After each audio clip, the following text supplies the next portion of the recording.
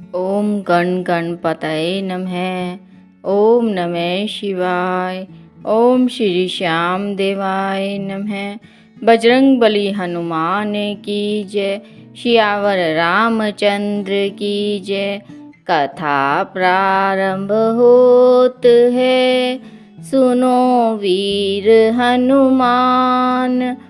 राम लखन और जानकी सदा करे कल्याण। सियावर रामचंद्र की जय। आज हम रामायण के बाल कांड में दोहा 228 से आगे पढ़ेंगे। तासु दशा देखी सखिन, पुलक गात जलु नैन। रामा पुलक गात जलु नैन, कहूँ कारणु निज हरस कर। पूछहि सब मृदु बैन, सियावर राम जय जय राम। मेरे प्रभु राम जय जय राम। इस दोहे का अर्थ है, सखियों ने उसकी दशा देखी कि उसका शरीर पुलकित है और नेत्रों में जल भरा है। सब कोमल वाणी से पूछने लगी कि अपनी प्रसन्नता का कारण बता। देखन बागु कुंवर दुई आए, बै किशोर सब भांति सुहाए। श्याम गोर किमि कहो बखानी, गिरा नैन नैन बिनु बानी। उसने कहा, दो राजकुमार बाग देखने आए हैं, किशोर अवस्था के हैं और वे सब प्रकार से सुंदर हैं। वे सांवले और गोरे रंग के हैं। उनके सौंदर्य को मैं कैसे बखान कर कहूँ। वाणी बिना नेत्र की है और नेत्रों के वाणी नहीं है। सुनी हरसी सब सखी सयानी, सियहि अति उत्कंठा जानी। एक कहई नृप सुत तेई आली, सुने जे मुनि संग आए काली। यह सुनकर और सीता जी के हृदय में बड़ी उत्कंठा जानकर सब सयानी सखियां प्रसन्न हुई। तब एक सखी कहने लगी, हे सखी, ये वही राजकुमार है जो सुना है कि कल विश्वामित्र मुनि के साथ आए हैं, जिन्हें निज रूप मोहनी डारी। कीने सब बस नगर नर नारी, वर्णत छवि जह तह सब लोगु। अवसी देखी अहि देखन जोगु।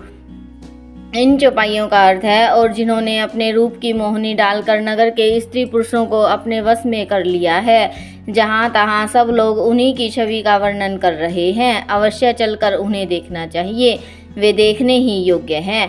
तासु बचन अतिशय सुहाने, दर्श लागी लोचन अकुलाने। चली अगर करी प्रिय सखी सोई, प्रीति पुरातन लखई न कोई। उनके वचन सुनकर सीता जी को अत्यंत ही प्रसन्नता हुई और दर्शन के लिए उनके नेत्र अकुला उठे। उसी प्यारी सखी को आगे करके सीता जी चली। पुरानी प्रीति को कोई लख नहीं सकता।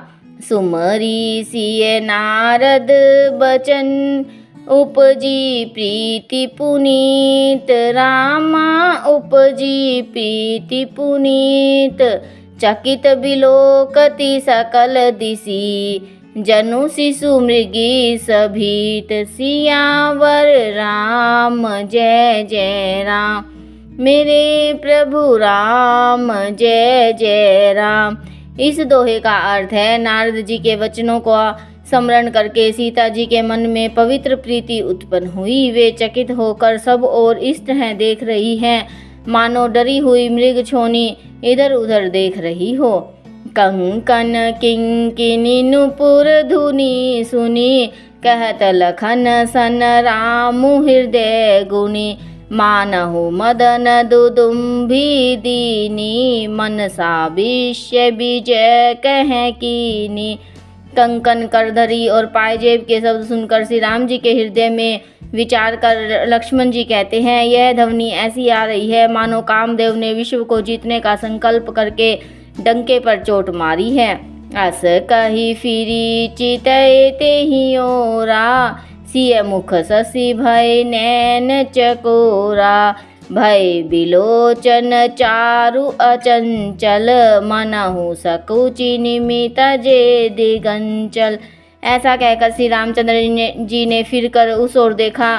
श्री सीता जी के मुख रूपी चंद्रमा को निहारने के लिए उनके नेत्र चकोर बन गए, सुंदर नेत्र स्थिर हो गए, अर्थात टकटकी लगाए रह गए। मानो निमि जनक जी के पूर्वज ने, जिनकी सबकी पलकों में निवास माना गया है, लड़की दामाद के मिलन के प्रसंग को देखना उचित नहीं, इस भाव से सुकुचाकर पलके छोड़ दी, पलकों में रहना छोड़ दिया, जिससे पलकों का गिरना रुक गया। देखी सिय शोभा सुख पावा, हृदय सराहत बचनु न आवा। जनु बिरंचि सब निज निपुनाई, बिरचि विश्व कह प्रगति देखाई। सीता जी की शोभा देखकर श्री राम जी ने बड़ा सुख पाया। हृदय में वे उसकी सराहना करते हैं, किंतु मुख से वचन नहीं निकलते। वह शोभा ऐसी अनुपम है, मानो ब्रह्मा ने अपनी सारी निपुणता को मूर्ति मानकर संसार को प्रकट करके दिखा दिया हो। सुंदरता कहूँ सुंदर करई, छवि ग्रह दीप शिखा जनु बरई। सब उपमा कवि रहे जुठारी, कही पट तरो विदेह कुमारी। वह सीता जी की शोभा सुंदरता को भी सुंदर करने वाली है। वह ऐसी मालूम होती है मानो सुंदरता रूपी घर में दीपक की लौ जल रही हो। अब तक सुंदरता रूपी भवन में अंधेरा था, वह भवन मानो सीता जी की सुंदरता रूपी दीप शिखा को पाकर जगमगा उठा है, पहले से भी अधिक सुंदर हो गया है। सारी उपमाओं को तो कवियों ने झूठा कर रखा है। मैं जनक नंदनी श्री सीता जी की किससे उपमा दूं? सिय शोभा हिय बरनी प्रभु, आपनी दशा बिचारी। रामा आपनी दशा बिचारी, बोले सुचि मन अनुज सन, बचन समय अनुहारी। सियावर राम जय जय राम, मेरे प्रभु राम जय जय राम। इस दोहे का अर्थ है, इस प्रकार हृदय में सीता जी की शोभा का वर्णन करके और अपनी दशा को विचार कर प्रभु श्री रामचंद्र जी पवित्र मन से अपने छोटे भाई लक्ष्मण से समय अनुकूल वचन बोले। बोलो सियावर रामचंद्र की जय। कथा विसर्जन होत है, सुनो वीर हनुमान। राम लखन और जानकी, सदा करे कल्याण। बोलो सियावर रामचंद्र की जय, बजरंग बली हनुमान की जय।